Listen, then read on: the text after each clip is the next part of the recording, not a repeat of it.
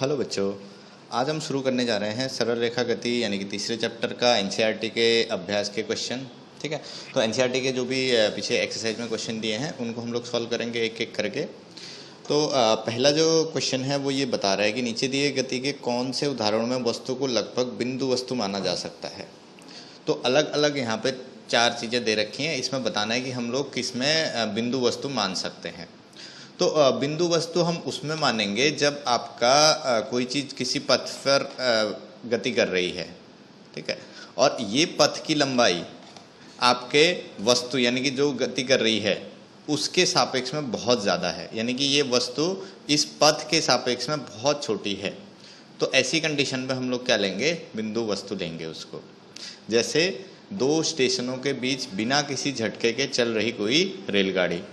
अब यहाँ पर 2 स्टेशनों के बीच की दूरी बहुत ज़्यादा होती है, जैसे 500 किलोमीटर, 1000 किलोमीटर, और उसके सामने रेलगाड़ी बहुत छोटी होती है। ठीक है, तो इसलिए हम लोग क्या करेंगे, यहाँ पर हम लोग रेलगाड़ी को बिंदु वस्तु ले सकते हैं। तो आता है यहाँ पर जैसे 2 स्टेशनों के बीच की दूरी बहुत ज़्यादा होती है रेलगाड़ी की तुलना में, यहाँ पे रेलगाड़ी को हम लोग क्या मान सकते हैं, बिंदु वस्तु मान सकते हैं। दूसरा यहाँ पे बोलता है किसी वृत्तीय पथ पर साइकिल चला रहे किसी व्यक्ति के ऊपर बैठा कोई बंदर।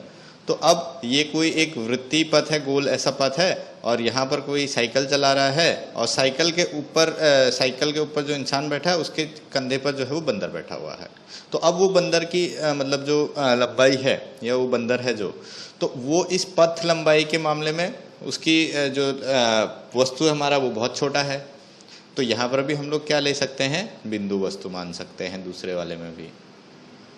अब तीसरा है जमीन से टकराकर तेजी से मुड़ने वाली क्रिकेट की कोई फिरकती गेंद। अब देखो यहाँ पर जैसे ये बॉल है और यहाँ से टकराई बल्ले से, ठीक है, यहाँ पे बल्ला होगा ऐसे, ठीक है। तो अब ये देखो यहाँ पर ये गेंद है, ये यहाँ से टकरा रही है इससे और फिर यहाँ से मुड़ेगी।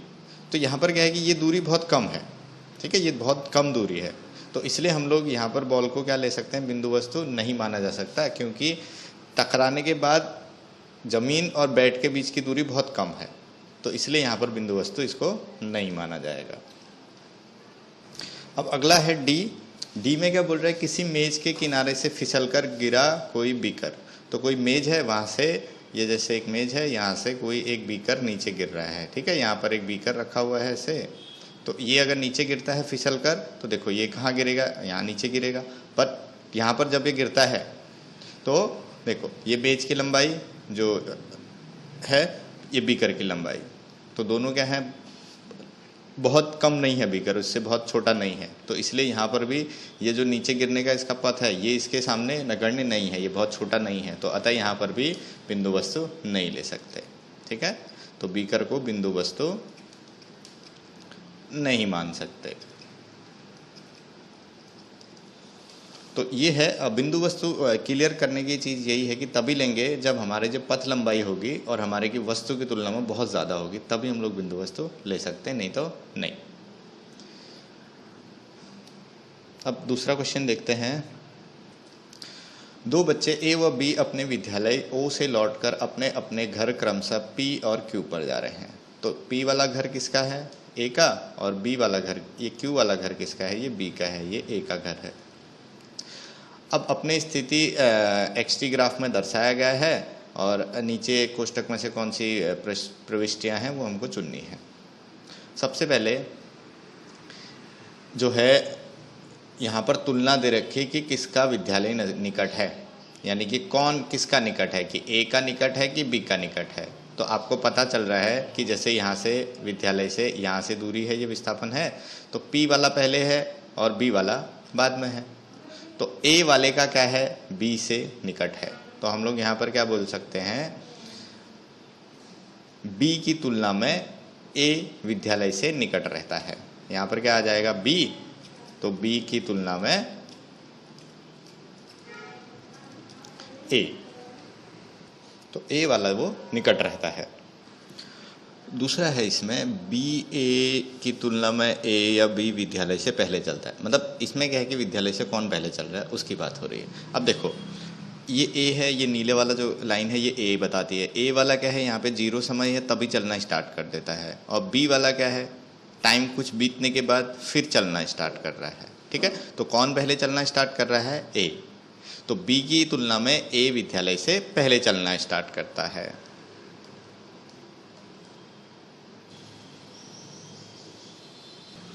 सी वाला ये क्या बोल रहा है कि कौन तेज चलता है। यहाँ पर देखो ये असली ये चीज़ बताएगा कि पूछ क्या रहा है ये। ठीक है, बी ए बी में आप कंफ्यूज हो जाओगे। तो ये बोल रहा है कि तेज चल रहा है, कौन तेज चल रहा है, बी तेज चल रहा है या ए तेज चल रहा है। जिसका वेग ज़्यादा होगा वो तेज चल रहा है। वेग किसका ज़्यादा होगा, देखो XT ग्राफ है, XT ग्राफ में ढाल क्या बताता है, वेग। जिसका ढाल ज़्यादा होगा उसका वेग ज़्यादा। देखो किसका ढाल ज़्यादा है, ये वाली लाइन का, जो बी वाली जो लाइन है इसका ढाल ज़्यादा है और इसका ढाल कम है। तो कौन तेज चलता है, बी। तो ए की तुलना में बी तेज चलता है। डी में पूछ रहा है कि ये अब समय पर, यानी कि ए और बी घर एक ही समय पे पहुंच रहे हैं कि अलग अलग समय पे पहुंच रहे हैं। देखो अगर ए जो है ये बी वाला इस टाइम पे घर पहुंच रहा है और ये वाला इस टाइम पे घर पहुंच रहा है। अब ये देखें तो अब इनको जोड़े हम और यहाँ पे टी के साथ देखें, यहाँ पर है ना, इसको टी वाली लाइन में जोड़े तो लगभग ये दोनों साथ में ही पहुंच रहे हैं। देखो ये वाली सीधी रेखा है, तो दोनों साथ में एक समय पर घर पहुंच रहे हैं। अब ई वाला है कि ए और बी सड़क पर बी या ए से एक या दो बार आगे, कितनी बार आगे निकल रहा है। तो ए जो है वो पहले चलना शुरू कर देता है और ये धीरे धीरे चलता है। बी वाला जो बाद में चलना शुरू करता है वो तेजी से चलता है और ये ए वाले को पीछे कर देता है। कितनी बार क्रॉस कर रहा है ये, एक बार। तो कौन क्रॉस कर रहा है, बी वाला। तो बी वाला ए को एक बार जो है वो आगे चले जाता है, एक बार आएगा यहाँ पर। ठीक है, तो ई में कितना आएगा, एक बार। अगला क्वेश्चन देखते हैं अब, तीसरा वाला। एक महिला अपने घर से प्रातः 9 बजे 2.5 किलोमीटर दूर अपने कार्यालय के लिए सीधी सड़क पर 5 किलोमीटर प्रति घंटे की चाल से चल रही है। ठीक है, उसका जो ऑफिस है घर से कितनी दूर है, 2.5 किलोमीटर दूरी पर है और वो 9 बजे चलना शुरू करती है। और वहाँ पर वो कहा है शाम को 5 बजे तक वहीं पर रहती है। और फिर शाम को 5 बजे वो एक ऑटो लेके उसमें आती है, जो ऑटो की चाल दे रखी है 25 किलोमीटर प्रति घंटा, और घर लौट जाती है। तो इसके लिए हमको एक XT ग्राफ बनाना है। तो XT ग्राफ बनाने के लिए हम देखो पहले XT ग्राफ एक बना देता हूँ, फिर उस पर हम लोग ग्राफ बनाते जाएंगे धीरे धीरे।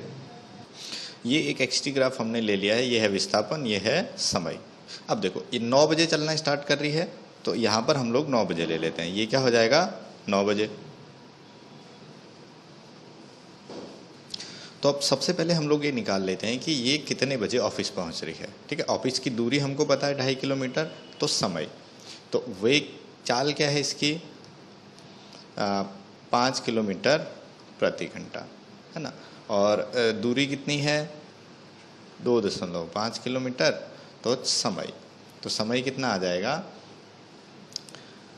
2.5 डिवाइडेड बाई 5। तो आप इसको डिवाइड करोगे तो आपका आएगा 0.5 आवर। तो 0.5 आवर यानी कि आपको पता है आधा घंटा यानी 30 मिनट। तो 30 मिनट में जो है ये कहाँ पहुँच गई, ऑफिस। तो हम लोग मान लेते हैं कि ये 9 बजे है, तो ये हो जाएगा हमारा 9:30 बजे ले लेते हैं इसको। और 9:30 बजे ये कहाँ पहुँच गई है, यहाँ पर 2.5 किलोमीटर ले लेते हैं, ये 2.5 किलोमीटर और यहाँ पे 5 किलोमीटर, ऐसे विस्थापन हो रहा है। तो ये 9:30 बजे यहाँ पर पहुँच गई है ऑफिस। तो ये इसको मिला लेते हैं ग्राफ को। तो ये इसका ग्राफ हो गया। अब शाम को 5 बजे तक वो वहीं पे रहती है, यानी कि विस्थापन क्या होगा, अब 0 होगा। तो यहाँ से पूरा का पूरा ये विस्थापन 0 हुआ इसका 5 बजे तक। तो हम यहाँ पे मान लेते हैं कि ये क्या है, 5 बजे। ठीक है, तो ये 9 बजे था, ये 9:30 AM है, ये 5 PM हो गया शाम को। तो इतने बजे तक भी क्या है, वहीं पर है विस्थापन, यानी कि क्या है, 2.5 किलोमीटर है। तो इसको भी मिला लेते हैं हम, ग्राफ बन जाएगा ये। अब इसके बाद ये ऑटो रिक्शा से वापस आती है घर की तरफ। ठीक है, तो अब ऑटो रिक्शा से वापस आ रही है, तो दूरी कितनी तय करनी है इसको, 2.5 किलोमीटर ही दूरी तय करनी है, पर इसका जो चाल है वो बढ़ गई है अभी, तो घर पहुंचने में कितना टाइम लगा। तो अब वेग, ये कौन सा टाइम था, t1, यानी कि t1 ऑफिस पहुंचने में। तो अब वेग कौन सा है, इसको v2 ले लेते हैं। अब वेग है 25 किलोमीटर प्रति घंटा और विस्थापन तो उतना ही है 2.5 किलोमीटर, और समय, तो समय कितना आ जाएगा 2.5/25, तो ये आएगा आपका 0.1 आवर। और इसको मिनट में कन्वर्ट करेंगे, यानी कि इसको गुणा करेंगे 60 से, तो ये कितना आ जाएगा 6 मिनट। तो 6 मिनट में घर पहुंच जाएगी। तो 6 मिनट में घर पहुंच गई, यानी कि वापस विस्थापन कितना हो गया, 0 हो गया, फिर से घर आ गई। तो यहाँ पर ले लेते हैं हम लोग 5:06 PM, और यहाँ पर ये विस्थापन क्या हो जा रहा है इसका, फिर से 0, घर पे आ गई, तो इसको और इसको मिला लेंगे। तो ये बन गया आपका ग्राफ। तो इस तरह से इसका ग्राफ बन जाएगा। यहाँ पर वेग कम है, यहाँ पे ढाल देखो ये ज़्यादा है, यहाँ पे ढाल कम है, एकदम स्लोप ज़्यादा है, तो ये 5:06 पे। तो इस तरह से ये इसका पूरा xt ग्राफ हो गया। दूसरा क्वेश्चन देखते हैं आप। अगला क्वेश्चन है अब इसमें कि कोई शराबी किसी तंग गली में 5 कदम आगे बढ़ता है, 3 कदम पीछे आता है, और उसके बाद फिर 5 कदम आगे बढ़ रहा है, 3 कदम पीछे आ रहा है ना। तो जैसे वो 5 कदम आगे जाता है, फिर 3 कदम आगे पीछे आता है, इस तरह से वो आगे बढ़ रहा है। तो वह हर कदम 1 मीटर लंबा लेता है, हर एक कदम उसका कितने मीटर का होता है, 1 मीटर का होता है, और उस कदम को लेने में वो कितना 1 सेकंड चलता है। तो इसके लिए हमको xt ग्राफ बनाना है, और ग्राफ से तथा किसी अन्य विधि से यह ज्ञात कीजिए कि वह वहाँ से चलना प्रारंभ करता है, वहाँ से 13 मीटर दूर पर किसी गड्ढे में कितने समय पश्चात गिर जाता है। तो 13 मीटर दूर पर कोई एक गड्ढा है, वो उस पर कितनी देर में गिरेगा। ठीक है। तो अब यहाँ पर जैसे कि हम लोग मान लेते हैं कि ये कोई गली है, और यहाँ पर ये शराबी चलना स्टार्ट कर रहा है। ठीक है। तो अब ये क्या हो रहा है कि ये आगे जा रहा है, 5 कदम आगे गया। ठीक है। तो 5 कदम आगे गया, तो 5 मीटर दूरी तय की, और फिर क्या हुआ, 3 कदम पीछे आ गया। ये 3 कदम यानी कि 3 मीटर पीछे आ गया। अब इसने कुल परिणामी विस्थापन कितना हुआ इसका, 5 आगे गया, 3 पीछे आया, तो परिणामी तो कितना हुआ, 2 ही मीटर हुआ, 2 ही मीटर आगे गया है।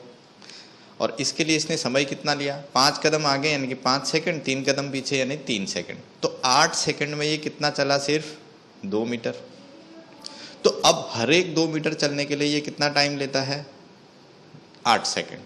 तो पहले 8 सेकंड में 2 मीटर चलेगा, दूसरे 8 सेकंड में फिर 2 मीटर, फिर तीसरे 8 सेकंड में फिर 2 मीटर। तो इस तरह से ये चल रहा है। और फिर इसके बाद 13 मीटर दूर पे एक गड्ढा है, तो वहाँ पे बताना है वो कितने समय बाद वो उसमें गिर जाएगा। यहाँ पर पहले हम लोग लिख लेते हैं, 2 चीज़ें हमको दे रखी हैं, पहले उसको लिख लेते हैं। तो एक कदम में विस्थापन जो है वो 1 मीटर है, और एक कदम चलने में जो लगा समय है वो 1 सेकंड है।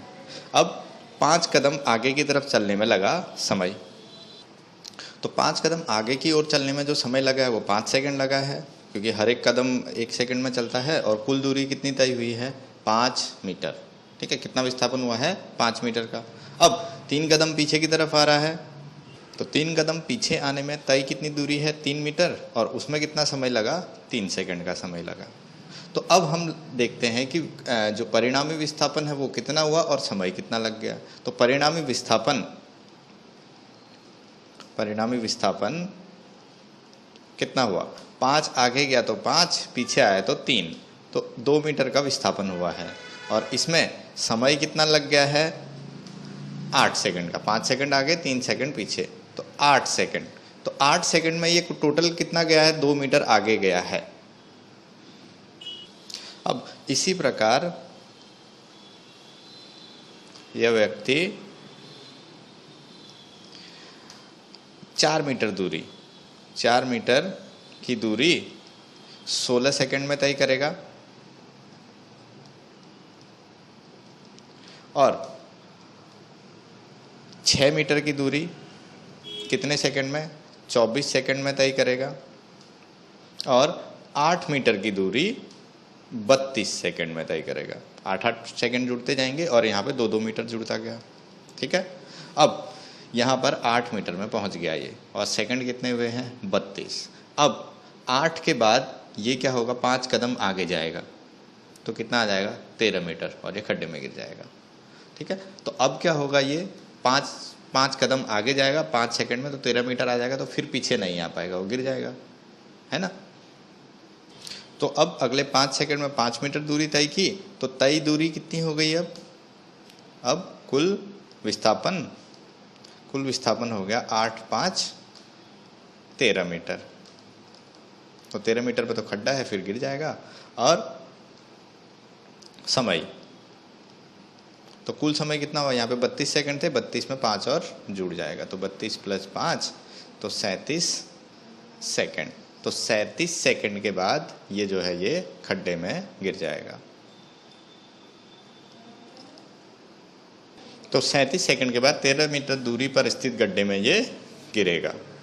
अब दूसरी चीज़ बोल रहा है कि ये ग्राफ बनाने को, तो इसका ग्राफ भी बना लेते हैं। जैसे जैसे हमने ये गणना की है सारी की सारी वही चीज़ें हैं, मतलब ग्राफ में दर्शा देंगे, विस्थापन और समय का ग्राफ बना लेते हैं।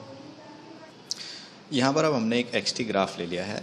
तो XT ग्राफ में हमने ये दूरियाँ इस तरह से ले रखी हैं 1 2 3 4 5 से 13 तक, और यहाँ पे जो टाइम वाला जो ग्राफ है हमने ये इसी हिसाब से ले रखा है जिस हिसाब से चल रहा है। जैसे 5 सेकंड पहले आगे चल रहा है, फिर 3 सेकंड पीछे चल रहा है, तो 5 3 8, फिर 5 सेकंड आगे है तो 8 + 13 5 13, फिर 3 5 और 3 इस गैप से लिया हुआ है। अब देखो पहले 5 सेकंड पे वो कितनी दूर चले जाता है, 5 मीटर चले जाता है। फिर अगले 3 सेकंड में वो कहाँ आ जाता है, 3 पीछे आ जाता है, तो वो कहाँ पे आ जाता है, यहाँ पे आ जाता है, ये 2 मीटर पे 3 पीछे आ गया। फिर अगले 5 सेकंड में ये कहाँ चला जाता है, 5 आगे चले जाता है, फिर तो यहाँ कहाँ पहुँच जाएगा, ये इसमें 5 जोड़ेंगे तो यानी कि 1 2 3 4 5 ये 7 पे पहुँच जाएगा इस तरह से यहाँ पर। और अगले 3 में ये कितना पीछे आएगा, 3 पीछे आएगा, तो 1 2 3 तो यहाँ पहुँच जाएगा ये 4 पे। ठीक है, पहले ये जोड़ लेते, नहीं तो ये बिंदु आपको फिर लगेगा क्या हो रहा है। तो इनको हमने जोड़ लिया है इस तरफ से। अब 16 सेकंड में इसकी दूरी कितनी होगी, 4 मीटर, जैसे कि यहाँ पर भी पता चल रहा है 16 सेकंड में 4 मीटर। अब अगले 5 सेकंड में कितना जाएगा, ये 5 मीटर और जाएगा, तो 5 4 कितना हो जाएगा 9, तो ये 9 पे पहुँच जाएगा अगले पर। ठीक है, तो ये 9 है, यहाँ से देख लो इधर। फिर और 3 पीछे आएगा, 3 कदम, 9 में से 3 कदम पीछे ले लो, 1 2 3, तो ये कहाँ पे आएगा, 6 में आ जाएगा, तो 24 पे कितना हो जाएगा, ये 6 हो गया। फिर 29 पे फिर 5 कदम और आगे आएगा, तो 6 5 11 में पहुँच जाएगा ये इधर। ठीक है, तो 29 पे कहाँ पहुँच गया, ये 11, ये 11 29 पे। फिर 32 पे फिर क्या होगा, ये 3 कदम पीछे आएगा, तो 32 पे फिर कहाँ पहुँच जाएगा, ये 8 पे पहुँच जाएगा, इधर 8 है। और फिर 5 कदम और आगे जाएगा, तो 8 5 13 पे पहुँच जाएगा, ये इधर। ठीक है, ये है 13, और 13 तक ही जाना है, फिर गड्ढे में गिर जाएगा। बस अब इन सबको और वापस से हम जोड़ देते हैं, तो कुछ इस तरह से इसका ग्राफ बनेगा, XT ग्राफ, और ये फाइनली 37 सेकंड में गड्ढे में गिर जाएगा। ओके, दूसरा क्वेश्चन देखते हैं अब। कोई जेट वायुयान 500 किलोमीटर प्रति घंटे की चाल से जा रहा है। यह जेट यान के सापेक्ष 1500 किलोमीटर प्रति घंटे की चाल से अपने दहन उत्पाद को बाहर निकाल देता है। ठीक है, जो उसका एग्जॉस्ट होता है वो बाहर निकाल रहा है, और जमीन पर खड़े किसी प्रेक्षक के सापेक्ष इन दहन उत्पादों की चाल क्या होगी। देखो, अब ये जेट वायुयान जो चल रहा है, ये जो वेग इसका दे रखा है, ठीक है, ये जो चाल दे रखी है, ये किसके सापेक्ष दे रखी है, जमीन के सापेक्ष दे रखी है। जबकि ये दहन उत्पादों का जो चाल है ये किसके सापेक्ष दे रखी है, जेट विमान के सापेक्ष। तो जैसे सपोज कि यहाँ पर एक कोई जेट विमान हम लोग ले लेते हैं इस तरह से। ठीक है, तो ये आगे की तरफ इस तरह जा रहा है, और यहाँ से कोई देख रहा है इसको नीचे से। ठीक है, ऊपर की तरफ। अब ये आगे जा रहा है कितना, अब ये इसका वेग इस तरफ है, तो ये हो जाएगी 500 किलोमीटर प्रति घंटा। और इसका जो एग्जॉस्ट निकल रहे हैं, जो यानी दहन पदार्थ निकल रहे हैं, ये पीछे की तरफ निकल रहे हैं। तो हमको क्या क्या चीज़ें दे रखी हैं, तो पहले तो देखो, तो ये वायुयान का जो दे रखा है, ये चाल दे रखी है, किसके सापेक्ष में दे रखी है, ज़मीन पर जो है ये ज़मीन के सापेक्ष दे रखी है। तो इसको हम लोग लिख सकते हैं वेलोसिटी ऑफ जेट यान जो है विथ रिस्पेक्ट टू ग्राउंड, यानी कि इसके सापेक्ष, जमीन के सापेक्ष, ये कितना है 500 किलोमीटर प्रति घंटा। दूसरा किसका दे रखा है, ये 1500 किलोमीटर जो है जेट यान के सापेक्ष 1500 किलोमीटर प्रति घंटे की चाल से अपने दहन उत्पादों को बाहर निकलता है। यानी कि दहन उत्पाद, यानी कि उसको हम लोग ले लेते हैं एग्जॉस्ट ले लेते हैं ई, और किसके सापेक्ष में दे रखा है, वो जेट विमान के सापेक्ष में। कितना दे रखा है वो 1500 किलोमीटर प्रति घंटा। ये जो है ये जमीन के सापेक्ष नहीं है, ये जेट विमान के सापेक्ष है। और हमको क्या निकालना है कि प्रेक्षक यानी कि जो जमीन है उसके सापेक्ष में दहन उत्पाद, यानी कि इसको किस, जैसे यहाँ पर अगर तुम बैठे हो ये जेट के अंदर, तो तुमको लग रहा है कि ये जो पीछे तुम्हारे एग्जॉस्ट निकल रहा है, तो वो कितने की स्पीड से जा रहा है पीछे की तरफ, 1500 किलोमीटर की स्पीड से जा रहा है। तो वो उसको क्या लग रहा है, ज़्यादा दिखेगा। वो क्यों ज़्यादा दिखेगा, क्योंकि ये आगे की तरफ जा रहा है, ये पीछे की तरफ जा रहा है, तो ये पीछे की तरफ जाता हुआ तेज़ी से दिखेगा। पर इसको ये उतनी तेज़ी से जाता हुआ नहीं दिखेगा, 1500 की तेज़ी से 1500 किलोमीटर प्रति घंटे की तेज़ी से जाता हुआ नहीं दिखेगा। तो हमको ये चाहिए, ठीक है। तो अब यहाँ पर देखो फॉर्मूला हमने क्या पढ़ा है, velocity of exhaust with respect to jet बराबर, तो velocity of exhaust minus velocity of jet, और ये भी किसके सापेक्ष होगी, ग्राउंड के, ये भी ग्राउंड के, ये हमने पढ़ा हुआ है। और हमको क्या निकालना है, ये और ये दो चीज़ें तो दे रखी हैं। तो velocity of exhaust with respect to jet, तो हमको दे रखा है 1500, ये 1500 दिखता है। तो यहाँ पर जो इंसान बैठा हुआ है, इसको ये पीछे की तरफ जो धुआं है, ये कितने की स्पीड से जाता हुआ दिख रहा है, 1500। और कहाँ को दिख रहा है, अगर इसको हम लोग प्लस ले रहे हैं, इसको क्या लेना पड़ेगा, माइनस, तो ये कितना आ जाएगा, -1500 बराबर, ये तो हमको निकालना है। और ये दिया हुआ यहाँ पे माइनस आएगा, माइनस, और ये कितना दे रखा है 500। अब ये 500 इधर चला जाएगा, तो velocity of exhaust with respect to ground, तो -1500 प्लस 500, तो ये कितना हो जाएगा 1000 किलोमीटर प्रति आवर। तो जो ज़मीन पे बैठा है उसको ये धुआं कितने की चाल से जाता हुआ दिख रहा है, 1000 किलोमीटर प्रति आवर। और ये किस में होगा, माइनस में आएगा। क्यों, क्योंकि अगर हम लोग जो जेट की चाल है उसके आगे की दिशा में धनात्मक ले रहे हैं, तो ये ऋणात्मक आ जाएगा। और यहाँ पर जो अंदर बैठा हुआ है उसको ये किस गति से जाते हुए दिख रहा है पीछे, 1500, क्योंकि वो क्या हो जाएगा, वो खुद आगे की तरफ जा रहा है, ये पीछे की तरफ जा रहा है, तो दोनों जुड़ जाएंगे इस केस में। तो ऐसे हो जाएगा इसका। दूसरा आप देखते हैं क्वेश्चन, दो रेलगाड़ियाँ ए व बी समांतर पटरियों पर 72 किलोमीटर प्रति घंटे की चाल से एक ही दिशा में जा रही हैं, ठीक है। तो दो रेलगाड़ियां हैं, वो एक ही दिशा में जा रही हैं, दोनों की चाल दे रखी है 72 किलोमीटर प्रति घंटा, और दोनों की लंबाई दे रखी है 400 मीटर लंबी है गाड़ी, और गाड़ी ए गाड़ी बी से आगे है, यानी कि बी वाली पीछे है और ए आगे आगे चल रही है। अब जो बी वाला जो चालक है, यानी जो पीछे रेलगाड़ी चल रही है, उसका ड्राइवर ऐसा सोच रहा है कि मैं बी से आगे निकल जाऊँ, तो उसके लिए उसको अपना वेग बढ़ाना पड़ेगा, यानी कि गति को त्वरित करना पड़ेगा। तो वो क्या करता है, 1 मीटर प्रति सेकंड स्क्वायर के हिसाब से त्वरण लाता है ट्रेन के ऊपर, और वेग उसका बढ़ाता जाता है, और 50 सेकंड के बाद वह गाड़ी जो बी का गार्ड है वो ए के चालक से आगे निकल जाता है, यानी कि गाड़ी क्रॉस हो गई। तो इसके लिए सबसे पहले चित्र से मैं आपको बताता हूँ। यहाँ पर दो गाड़ियाँ दे रखी, ये बी है, ये ए है।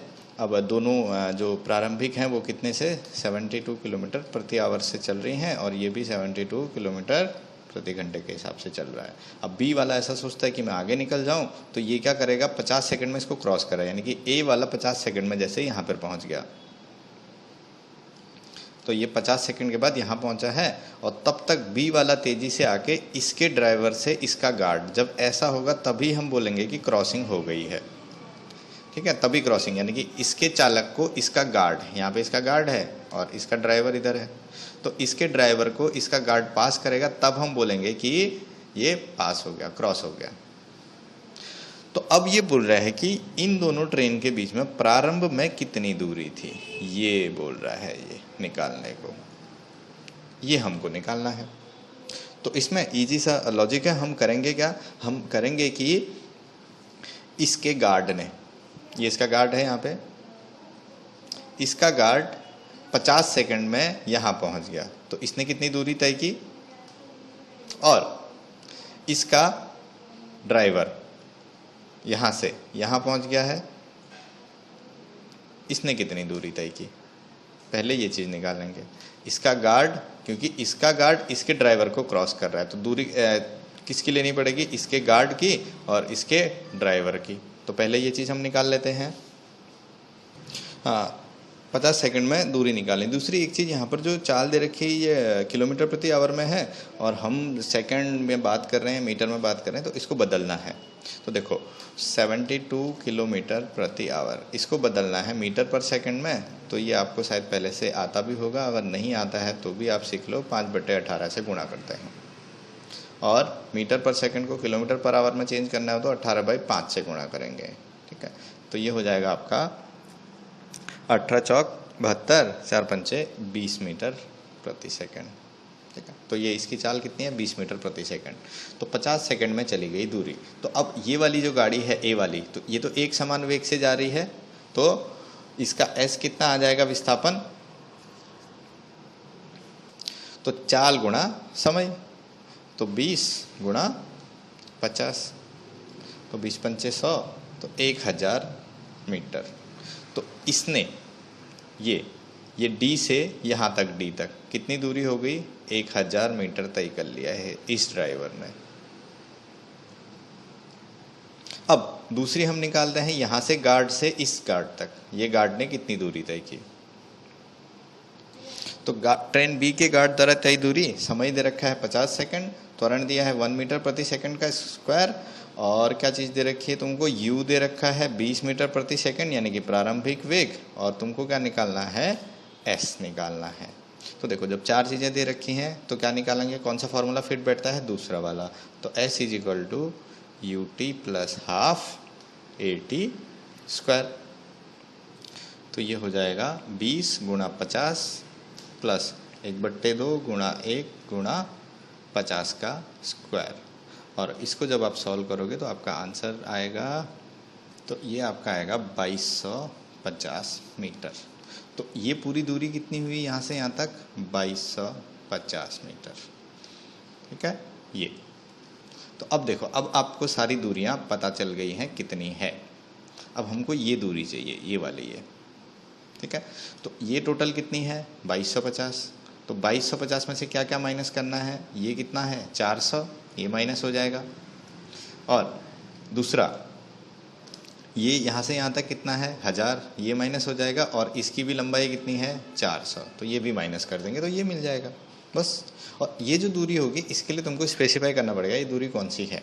तो ट्रेन जो ए है उसका गार्ड और ट्रेन बी का ड्राइवर, ये दूरी है, इन दोनों के बीच की दूरी है ये। ठीक है, तो अब इसको हम निकाल लेते हैं।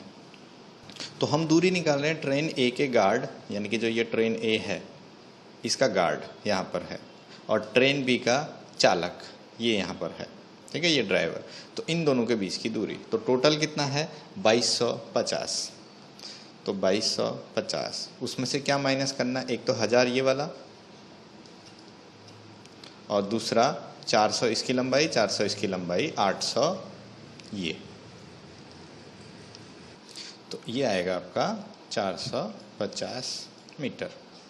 तो इतनी दूरी है इन दोनों के बीच में। इसके बाद दूसरा क्वेश्चन है, एक्चुअली हमने 7वां क्वेश्चन पहले कर दिया है, छठा रह गया, तो छठे को पहले अब सॉल्व कर लेते हैं।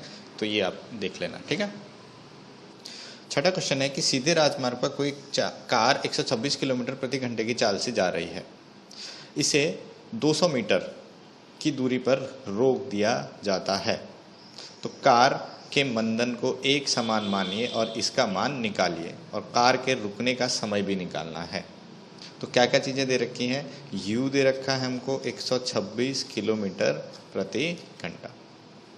तो इसको हम लोग मीटर प्रति सेकंड में बदल देंगे, तो 126 गुणा 5/18, तो ये आपका आएगा 35 मीटर प्रति सेकंड। एस दूसरा आपको दे रखा है कितना, 200 मीटर। और वी यानी कि गाड़ी क्या हो रही है, ब्रेक मारने के बाद रुक जा रही है मंदन के बाद, वी दे रखा है 0। और आपको निकालना है मंदन, त्वरण। तो आपको क्या निकालना है, ए, ये निकालना है। तो अब देखो ये चार चीजें यू एस वी ए कौन से फॉर्मूले में लगती है, लास्ट वाले, v² - u² बराबर 2as। तो ये कितना है, v², 0 का स्क्वायर माइनस 35 का स्क्वायर बराबर 2, और a हमको ज्ञात करना है, ये दे रखा है 200। तो a किसके बराबर आ जाएगा, -35 का स्क्वायर बटे 200 के। आप इसको आप सॉल्व करोगे, 35 गुणा 35 -1225 बटे 200, और यहाँ पर ये 200 के साथ 2 भी है, तो ये कितना हो जाएगा, 400।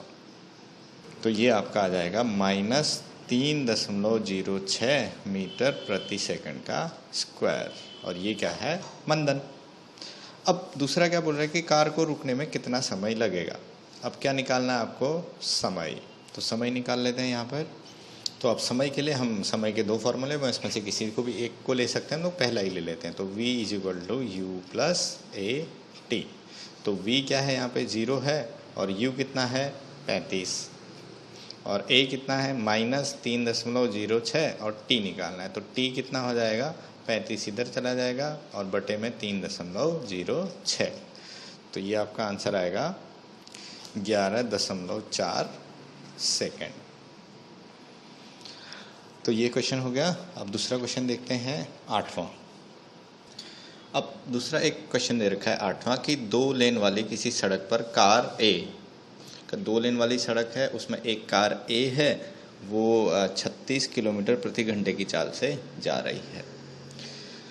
दूसरा कि एक दूसरे से विपरीत दिशाओं में 2 कारें बी और सी चल रही हैं, और उनकी भी चाल दे रखी है 54 किलोमीटर प्रति घंटा, और दोनों कारें कार ए तक पहुंचना चाह रही हैं। ऐसे पढ़ के नहीं समझ आएगा, थोड़ा सा इसकी ड्राइंग कर लेते हैं। तो इस तरह से 2 लेन वाली ये रोड है, यहाँ पर कार ए है, कार ए आगे की तरफ जा रही है, कितना, 36 किलोमीटर प्रति घंटा, और ये 54। तो 36 और 54 को पहले मीटर प्रति सेकंड में बदल लेते हैं हम। तो इस तरह 5/18 से गुणा करके दोनों को, ये हो जाएगा 36 वाला जो हो जाएगा 10 मीटर प्रति सेकंड। तो यानी कि जो ए है वो 10 मीटर प्रति सेकंड से आगे की तरफ जा रहा है, और ये इधर आ रही है 15 मीटर प्रति सेकंड से, और बी इसकी तरफ जा रहा है 15 मीटर प्रति सेकंड से। अब क्या हो रहा है कि ये इसके करीब आ रहा है, और ये भी ए की तरफ जाना चाह रहा है।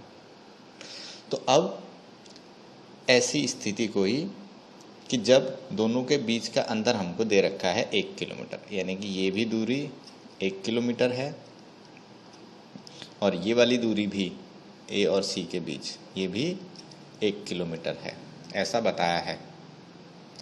अब ये बोल रहा है कि ये बी वाला ऐसा सोचता है कि सी वाला यहाँ पे पहुँचे उससे पहले मैं निकल लूँ, क्योंकि नहीं तो ये दोनों टकरा जाएंगे। तो इसको क्या करना है कि ये सी वाला यहाँ पर पहुँचे उससे पहले इसको यहाँ से निकल के आगे चले जाना है, ताकि दुर्घटना ना हो।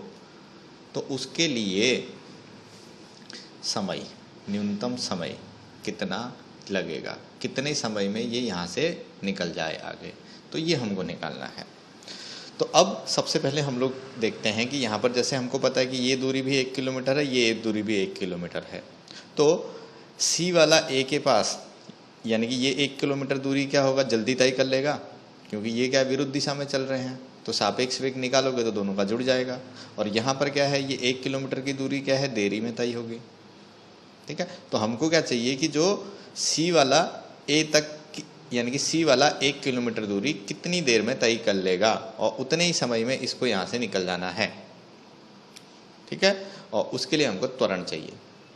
तो सबसे पहले हम लोग समय निकालेंगे कि सी जो है वो ए तक कितनी दूरी में पहुँच रहा है, और उतने ही समय में, यानी कि उससे जस्ट एक, यानी कि उसको मिनिमम बोलेंगे, और उसी समय में बी ने निकल लेना आगे। तो सबसे पहले समय निकाल लो कि ये जो है सी ये 1 किलोमीटर दूरी तय करने में कितना समय लेगा। तो अब इस समय को हम लोग कौन से वेग से निकालेंगे, 15 के वेग से निकाला है या फिर 10 के वेग से निकाला है? नहीं, हम लोग निकालेंगे सापेक्ष, क्योंकि दोनों क्या है, गति में है। तो सापेक्ष वेग लेंगे। तो कार सी को ए तक पहुंचने में लगा समय बराबर दूरी बट्टे कार ए एवं सी की सापेक्ष चाल। तो ये सापेक्ष चाल में मैं पहले भी बता चुका हूँ आपको, दोनों अगर विरुद्ध दिशा में गति कर रहे हैं तो दोनों की चाल क्या हो जाएगी, जुड़ जाएगी। तो t बराबर क्या हो जाएगा, दूरी कितनी है 1 किलोमीटर यानी कि 1000 मीटर बटे 10 + 15 25। ठीक है, तो ये आ गया 25 मीटर प्रति सेकंड और ये इतना मीटर, तो ये आपका आ जाएगा 40 सेकंड। तो अब बी वाले को यहाँ पर 40 सेकंड से थोड़ा सा पहले पहुँच जाना है, मतलब हम उसको न्यूनतम 40 ले लेंगे, यानी कि 40 सेकंड पे यहाँ से इधर क्रॉस कर लेना है। ठीक है, फिर आप बोलोगे कि ये भी 40 में पहुँचोगे, ये भी 40 में पहुँचोगे, टकरा गया, नहीं निकला। तो हमारे पास न्यूनतम की बात हो रही है, तो न्यूनतम यानी कि 40 से एक क्षण पहले भी पहुँचेगा तो भी चलेगा। तो इसके लिए हम लोग 40 मान सकते हैं कि मतलब 40 सेकंड में पहुँचेगा तो बच जाएगा। ठीक है, तो अब 40 सेकंड में बी को ए के पास पहुंचना है, उसके लिए जरूरी त्वरण। तो हम लोग क्या लेंगे अब त्वरण के लिए, अब देखो, अब ये बी इसके पास जा रहा है, तो ऐसा नहीं कि ये सिर्फ 1 किलोमीटर दूरी ही तय करनी है। तो अब जब ये 1 किलोमीटर दूरी तय करके यहाँ पे पहुंचेगा तो ये ए वाला तब तक आगे निकल चुका होगा।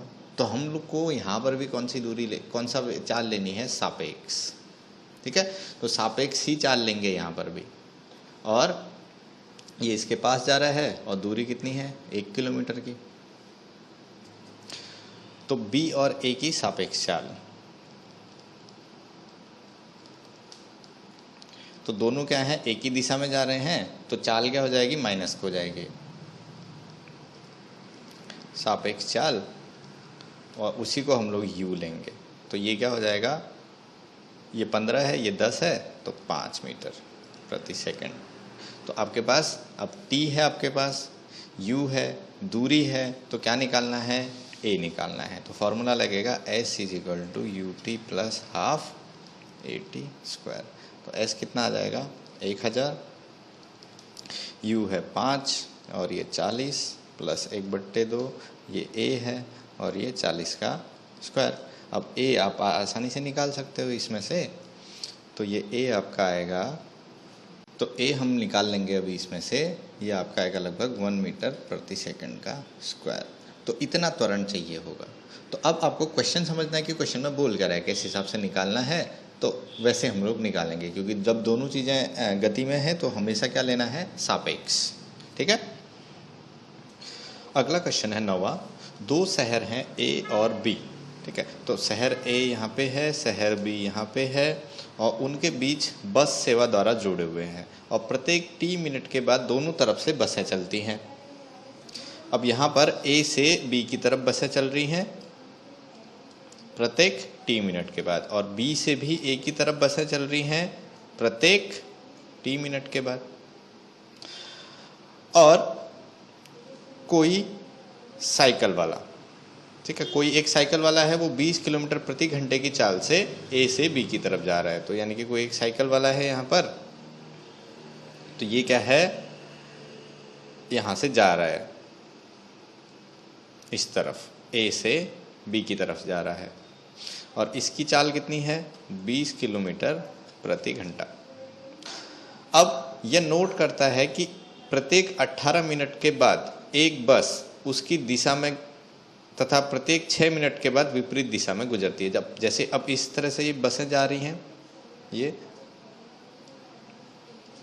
ऐसे, और ये क्या है, प्रत्येक t मिनट के बाद जा रही हैं। तो यानी कि इनके बीच का जो विस्थापन है, ये दूरी, ये हमेशा बराबर ही रहेगी, है ना। एक बस से दूसरे बस के बीच की दूरी ये हमेशा बराबर रहेगी। अब ये क्या देखता है, जब इसके पीछे से जो बसें आ रही हैं, तो ये हर एक 18 मिनट पे एक बस जा रही है ना। देख, ये भी चल रहा है साथ साथ में, एक बस गई 18 मिनट में, फिर दूसरी बस गई 18 मिनट में, फिर तीसरी बस गई 18 मिनट में, इस तरह से ये देख रहा है इसको।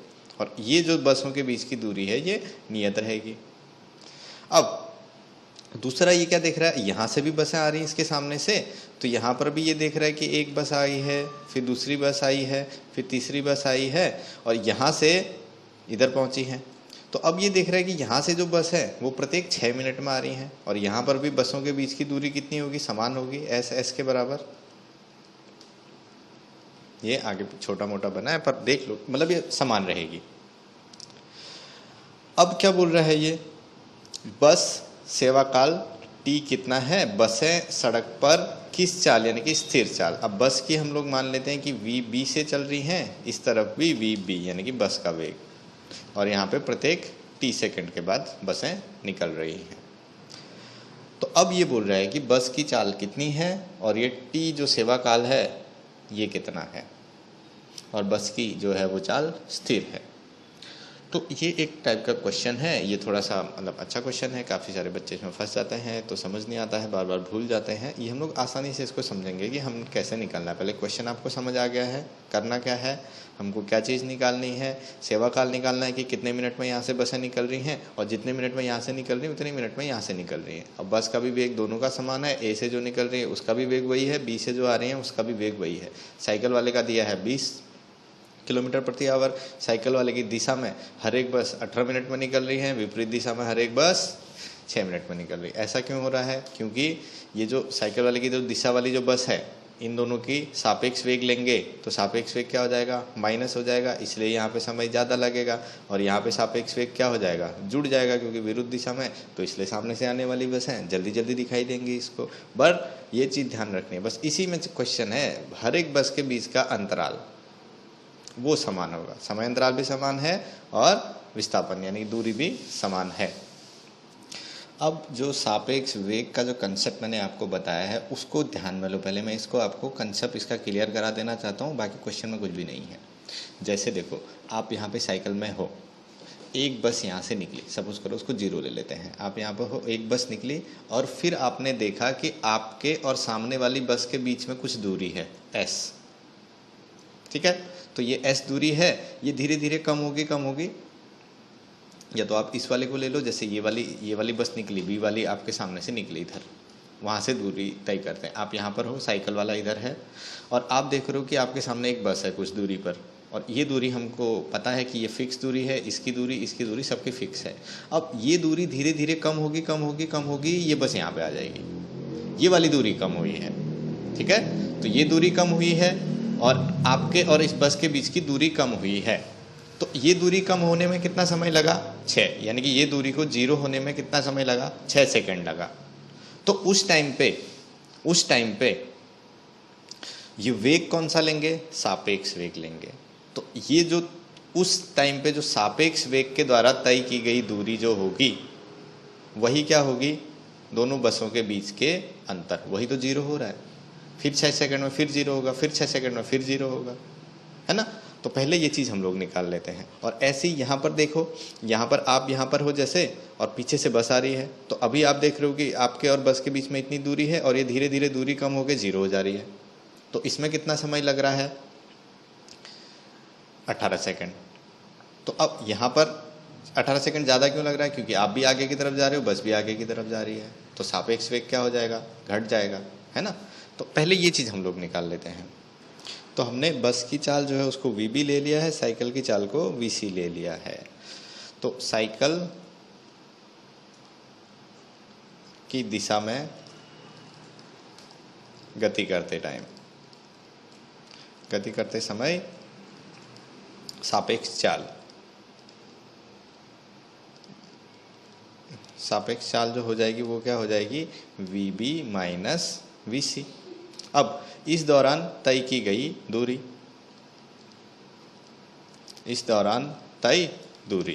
तो तय दूरी क्या आएगी, तो VB माइनस VC और गुणा कितने, 18, और ये मिनट में है, इसको सेकंड में बदल दो, 60। चाल गुणा समय किसके बराबर, दूरी के बराबर। अब बसों के बीच की दूरी है कितनी, वो तो कांस्टेंट है, उसको हम निकाल सकते हैं। वेग है और हर t सेकंड में छूट रही है, तो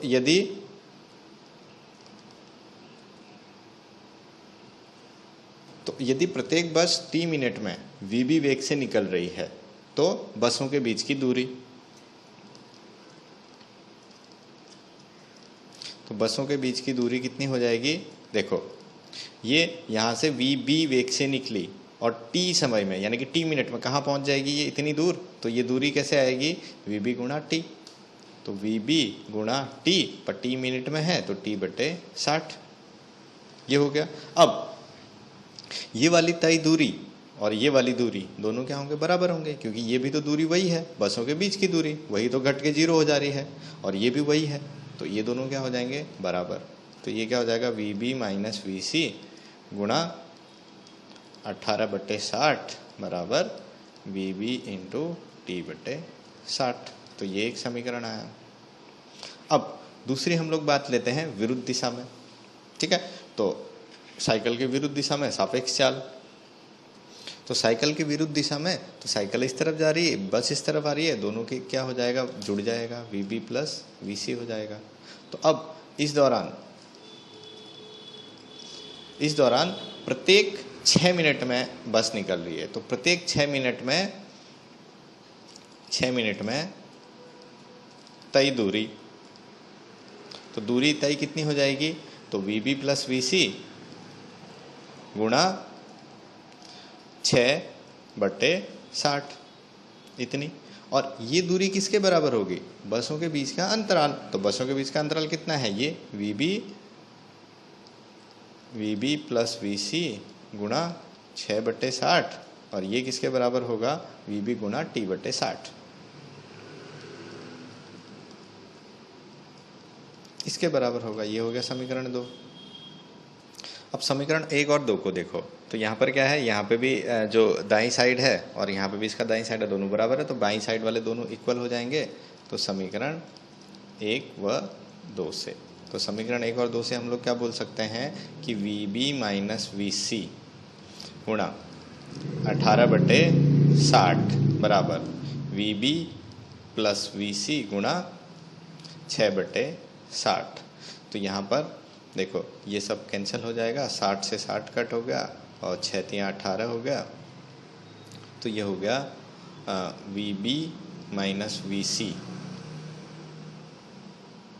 गुणा 3 बराबर VB प्लस VC, और ये कितना आ जाएगा, 3VB माइनस 3VC बराबर VB प्लस VC।